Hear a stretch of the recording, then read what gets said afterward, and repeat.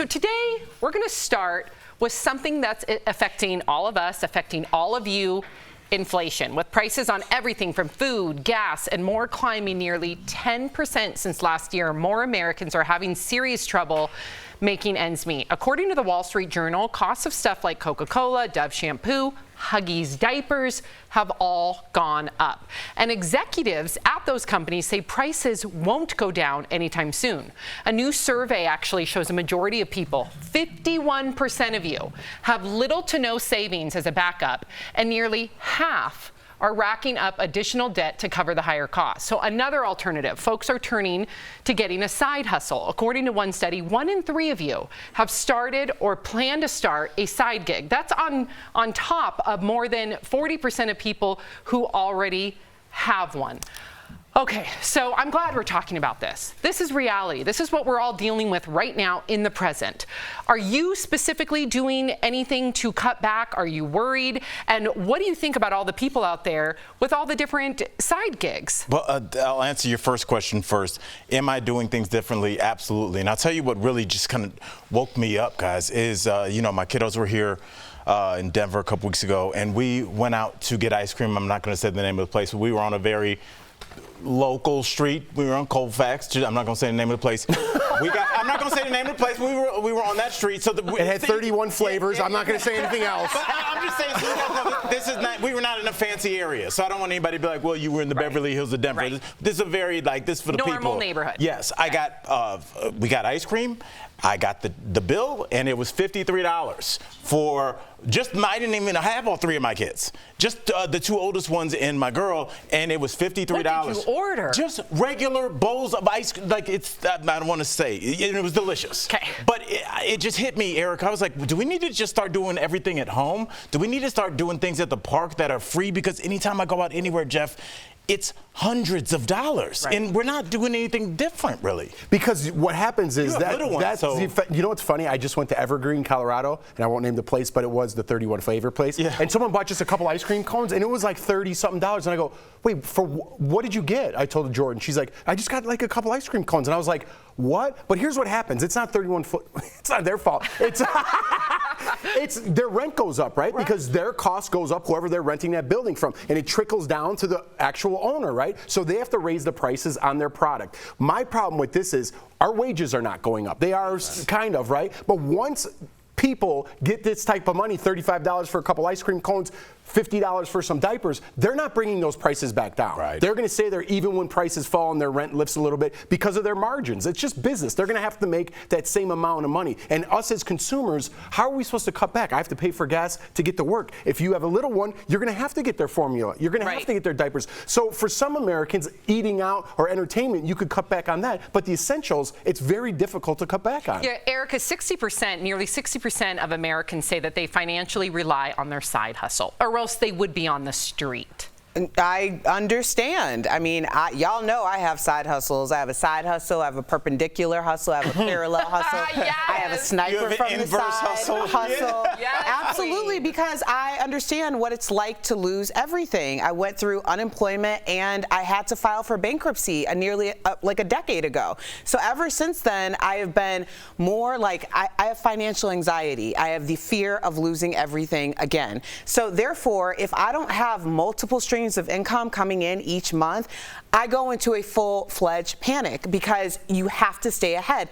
Should we have to do this as citizens? No, we should not. Should you have to have 3 jobs? Like, I don't have children. I can't imagine. I talked to all of you guys about like what your routines and your schedules are like.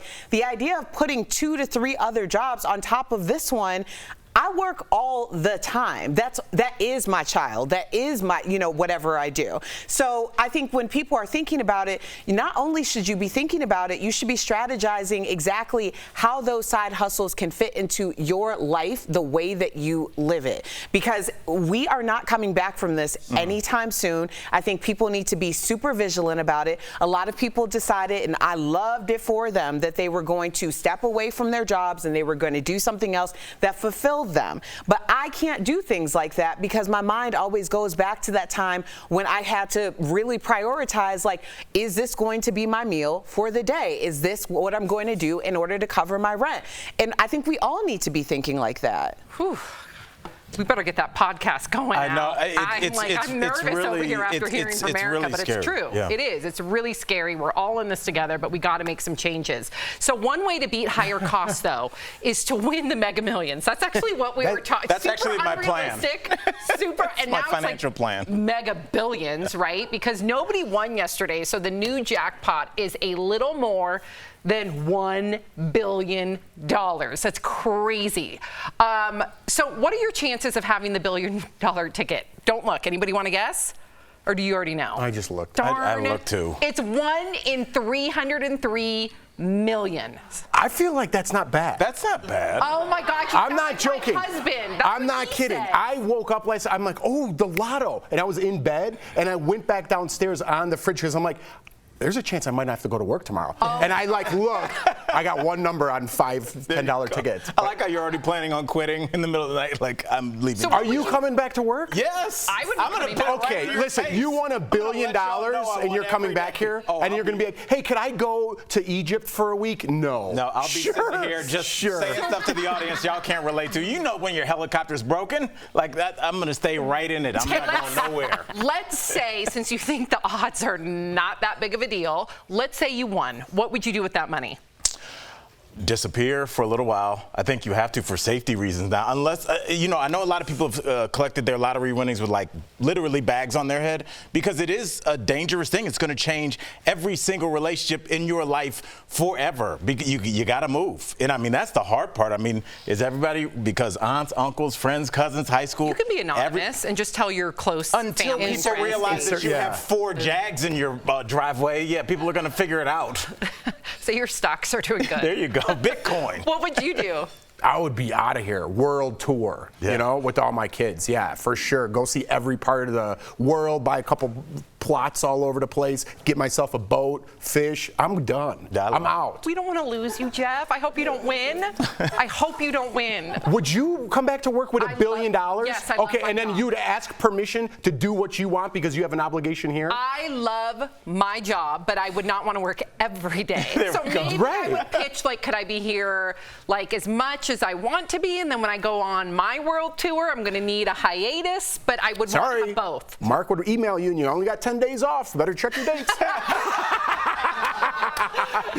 quickly, what would you do with $1 billion, Erica? I don't know, but if I'm continuing to work, then I'm bringing this whole production with me. Like this week, we are live from Bali. Yes. Like next week, Fiji sounds great. Anybody else have Santorini? Anybody? Yeah. We're going to set up production right outside of my mega $1 million mansion, in every single place. And can we do one on a yacht, maybe in Portofino? Absolutely, Sam. Okay. We can do it on a yacht. Yes, live from the yacht. Erica, Erica.